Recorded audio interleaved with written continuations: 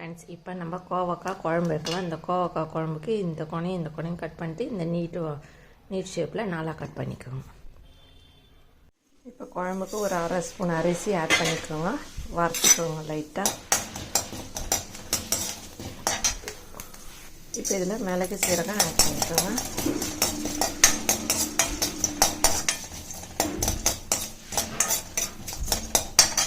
தேங்காய் ஆட் பண்ணிக்கோங்க.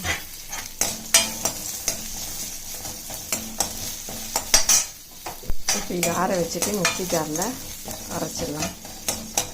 இப்போ எண்ணெய் ஆட் பண்ணிக்கோங்க.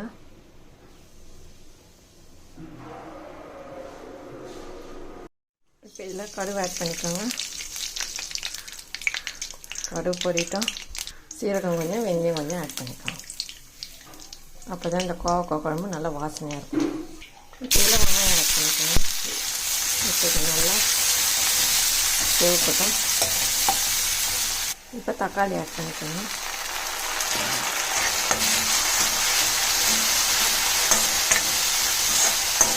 கருவேப்பிலை ஆட் பண்ணிக்கோங்க.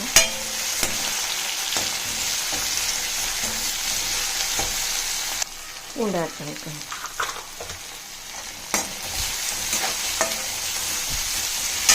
பெருங்காயம் ஆட் பண்ணிக்கோங்க.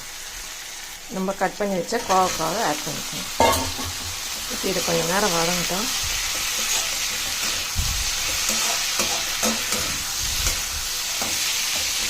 இப்போ இதில் உப்பு ஆட் பண்ணிக்கோங்க. இப்போ இதுக்கு தேவையான அளவு மிளகாத்தூள் ஆட் பண்ணிக்கோங்க.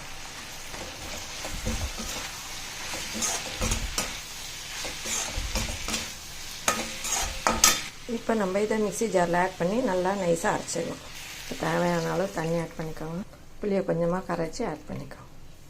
இப்போ இது நல்லா கொதிக்கிட்டோம். நம்ம அதை அரைச்சி இதிலே ஆட் பண்ணிடலாம். மிக்ஸியில் அரைச்சதை இதிலே ஆட் பண்ணிவிடுங்க. தேங்காய் இதெல்லாம் வறுத்ததை இப்போ இதை குக்கரில் ஆட் பண்ணி ஒரு 5 நிமிஷம் வெந்தாலே வெந்துடும்.